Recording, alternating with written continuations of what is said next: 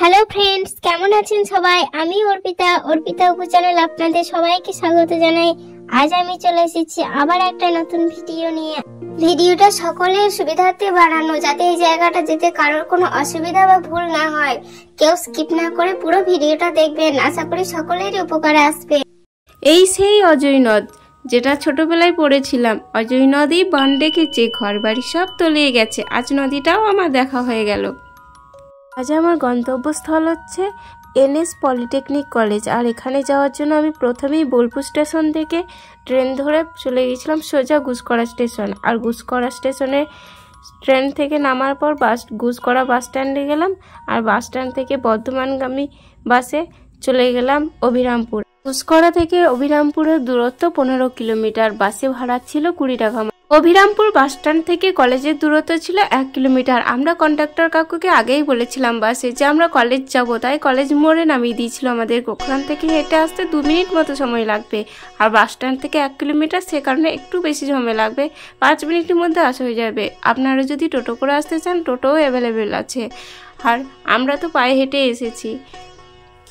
কলেজটা ছিল চণ্ডীপুর নামক গ্রামে। এখানকার পোস্ট অফিস হচ্ছে অভিরামপুর। আমাদের যে এক্সাম সেন্টারটা ছিল কলেজটা, ওই কলেজের সামনাসামনি আর একটা বিল্ডিং তৈরি হচ্ছে। এখানকার কলেজটা অনেকটা এলাকা জুড়ে। আমাদের এক্সাম হচ্ছে সেকেন্ড টাইমে, আর যারা ফার্স্ট টাইমে এক্সাম দিচ্ছিল তাদের গার্জেনরা এখানে বসে বিশ্রাম করে নিচ্ছে। তার সাথে আমরাও একটু বিশ্রাম করে নিলাম। এখানে যে জলটাই কি করা হচ্ছে আমি কিছুই বুঝতে পারছিলাম না। কেউ জানলে আমাকে কমেন্ট করে জানাবেন। এখন আমি পুরো কলেজটা আপনাদের ভালো করে ঘুরিয়ে একবার দেখিয়ে দিই। ওই দিকটায় এক্সাম চলছিল, তো সেই কারণে যাওয়া নিষেধ ছিল। ওইদিকে আমি না যেয়ে এই দিকটা পুরো ঘুরে দেখালাম। এইদিকে গাছগুলো চারিদিকে সবুজ গাছ, আর এত সুন্দর ছায়া, না এত সুন্দর লাগছিল আমার এখানটা। এখানে সৌর প্যানেল আছে।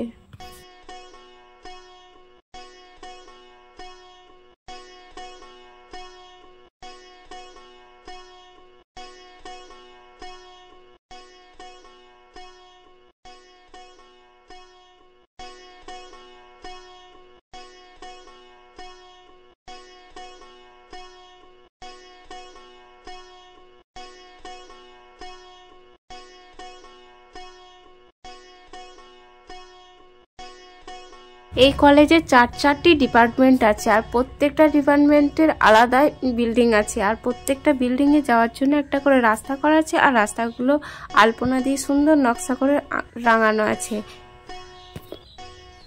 দেখুন, ওটা আগেটা একটু বোঝা যাচ্ছিল না, এটা বেশ ভালোই বোঝা যাচ্ছে। এই ডিজাইনটা আমার খুবই সুন্দর লেগেছে। কত সুন্দর, একদম বিল্ডিং পর্যন্ত নিখুঁত করে ডিজাইন করেছে। কলেজটা খুবই সুন্দর, সাজানো গোছানো। আমার তো খুবই ভালো লাগছিল।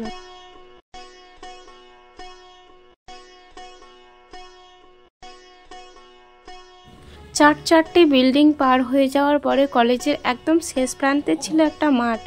এই যে পিছন দিকে খুব সুন্দর মাঠটা, পুরো সবুজ মাঠ। এখানটায় সবাই কেউ শুয়ে বসে বিশ্রাম করছিল। এই গাড়িগুলো কলেজেরই গাড়ি। কত সুন্দর মাঠটা চারিদিকে। কিছুক্ষণ বসে থাকার পর একটা মজার জিনিস দেখলাম। এই যে এই দল বল জুটি নিয়ে সব কোটা যেদিকে যাচ্ছে সবাই একসাথে যাচ্ছে, কেউ একা যাচ্ছে না। দেখে যা মজা লাগছিল এদেরকে। কলেজের চারপাশটা ঘুরে দেখতে দেখতে আমি কয়েকটা জিনিস কুড়িয়ে নিয়েছিলাম। আর এগুলো কি কুড়িয়েছিলাম সেটা আপনারা বলবেন, কমেন্টে জানাতে কিন্তু ভুলবেন না। এই গেটটা দিয়ে তো আমাদের এন্ট্রি হয়নি, এইখানে আমরা বিশ্রাম করে নিচ্ছিলাম। আর আমাদের এক্সামে যে এন্ট্রি হয়েছিল সেই গেটটা আপনাদের দেখিয়ে দিচ্ছি। আমাদের এন্ট্রি হয়েছিল এই যে এই গেটটা দিয়ে। আমি আগেই বলেছিলাম প্রত্যেকটা ডিপার্টমেন্টের আলাদা আলাদা বিল্ডিং আছে। আর এটা হলো এনএস টিচার্স ট্রেনিং কলেজ। আর একটা কথা আপনাদের বলে দিই, এখান থেকে মানকড় আর পাড়া স্টেশনটা কাছে। এখন আমার এক্সাম শেষ হয়ে গেছে, এখন আমি বাড়ি চলে যাচ্ছি। আর আমার পিছন দিকে যে দেখা যাচ্ছে ওই বিল্ডিং দুটো, ওখানেই হচ্ছে কলেজটা। এখান থেকে হেঁটে হেঁটে রাস্তাটা কম, খুবই কম। একটা কথা আমি বলতে ভুলেই গেছিলাম, এখানে আমরা ভাতও খেয়ে নিয়েছিলাম, আর ভাতটা খেয়েছিলাম একটা হিন্দু হোটেল থেকে।